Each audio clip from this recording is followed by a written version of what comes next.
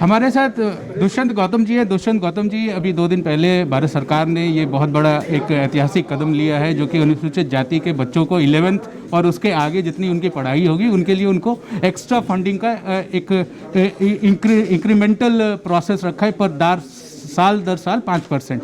अभी जो दिल्ली में आपने ये कहा अपने उद्बोधन में कि दिल्ली में लोगों को पैसे नहीं मिलते, अनुसूचित जाति के बच्चों को वो मिल सकते थे जो नहीं मिल रहे, उसके बारे में थोड़ा सा विस्तार से बताएं। जी जी, देखिएगा, दिल्ली के अंदर 16.9% अनुसूचित जाति वर्ग रहता है। वो आज की जनसंख्या का करीब 32 लाख बनता है। 32 लाख अनुजाति वर्ग का रहता है और इसके अंदर करीब 10 लाख बच्चे ऐसे होंगे जिनको इसका लाभ मिल सकता था और 32 लाख परिवार ऐसे होंगे जिसको आयुष्मान कार्ड का लाभ मिल सकता था। और इसके अलावा यही नहीं है, अनेकों अनेक योजनाएं जो आज केजरीवाल जी कहते हैं हम गरीबों का इलाज कराते हैं, वो केंद्र की योजना है। वो कहते हैं हम जो छात्रवृत्ति बांट रहे हैं वो केंद्र की योजना है। टोटल केंद्र की योजनाओं का थोड़ा सा लाभ लेकर, जबकि जो राज्य सरकार है, अनेकों अनेक राज्य सरकार है, मैं आपको आयुष्मान कार्ड की बताता हूँ। मैं अभी उत्तराखंड का प्रभारी हूँ।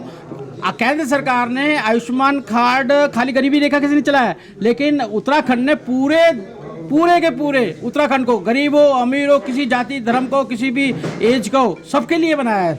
तो इसलिए जब भावना होती है दलितों के लिए कुछ करने की, गरीबों के लिए कुछ करने की भावना होती है, तभी काम होता है। सर, केजरीवाल जी कहते हैं कि हम दिल्ली में बिजली माफ़ और पानी माफ़ और बिजली हाफ करेंगे, लेकिन आपने तो ये बताया कि शेड्यूल कास्ट का जो हक का पैसा है वो नहीं मिल रहा। और आपने एक बहुत बड़ा अमाउंट, यदि आप 16% को यदि अमाउंट में पीपल में रुपीज़ में कन्वर्ट करें तो वो बहुत बड़ा अमाउंट होगा। बहुत बड़ा अमाउंट होता है। दलितों की जितनी दुर्गति दिल्ली के अंदर हो रही है कहीं भी नहीं हो रही है। दलितों की हितैषी नहीं है, खाली इन्होंने मेरे परिवार के दलित भाइयों को झाड़ू का चुनाव चिन्ह लेकर बहकाने का काम किया और अब वो समझदार हो गया है, मुंह तोड़ जवाब देने के लिए तैयार हो गया है। एक स्कूल बनाकर उसको, एक स्कूल खाली अपने उप मुख्यमंत्री के घर वहां बना हुआ है, उसी को सारे में दिखाकर मॉडल कर क्या इसने वाईफाई दी क्या आपको? कोई वाईफाई नहीं दी इन्होंने। जो इन्हें सिक्योरिटी के लिए बॉडीगार्ड देने थे बसों के दिए क्या? कोई नई बस चलाई है क्या इन्होंने?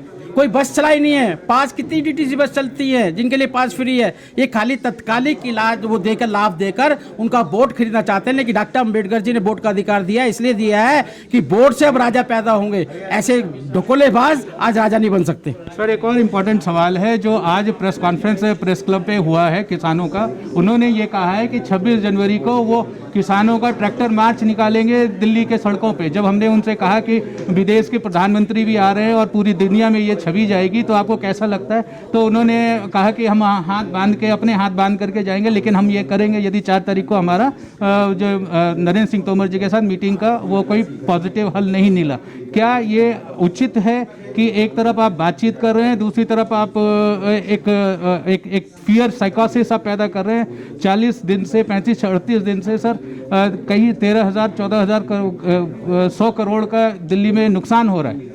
देखिएगा, लोकतांत्रिक तरीके से आप आंदोलन करो, कोई समस्या नहीं है। लेकिन जिस प्रकार से आप कह रहे हैं कि 26 जनवरी सरकार की नहीं होती है। 26 जनवरी देश का गौरव होता है और पूरा विश्व उसको देखता है। जो लोग इसको रोकना चाहते हैं, आप उनकी मानसिकता समझते हैं कैसी मानसिकता होगी। आज इन्होंने पंजाब के अंदर टावर तोड़ दिए, 1500 टावर तोड़े हैं। 1500 टावर से सबसे ज़्यादा नुकसान किसानों को हो रहा है। वो किसान में चैनल देखा करते थे, अपनी खेती किया करते थे। बच्चों को हो रहा है, नेटवर्क नहीं मिल रहा उनको, उनके काम नहीं चल रहे। जो शिक्षा है उनकी तो ऑनलाइन चल रही है। कोरोना के कारण शिक्षाएं नहीं हो पा रही, दाखिले नहीं हो पा रहे, वो अपने इंटरव्यू देने वहाँ नहीं जा पा रहे।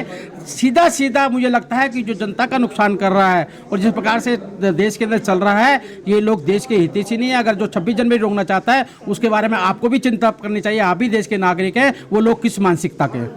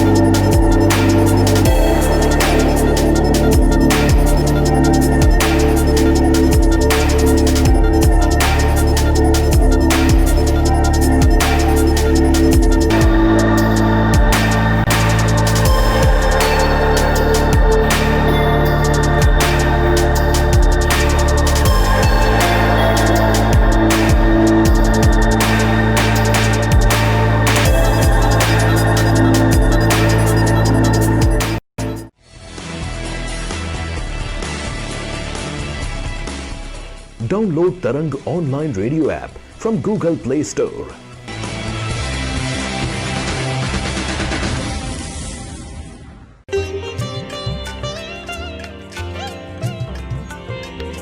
You are listening to Tarang Devotional Online Radio.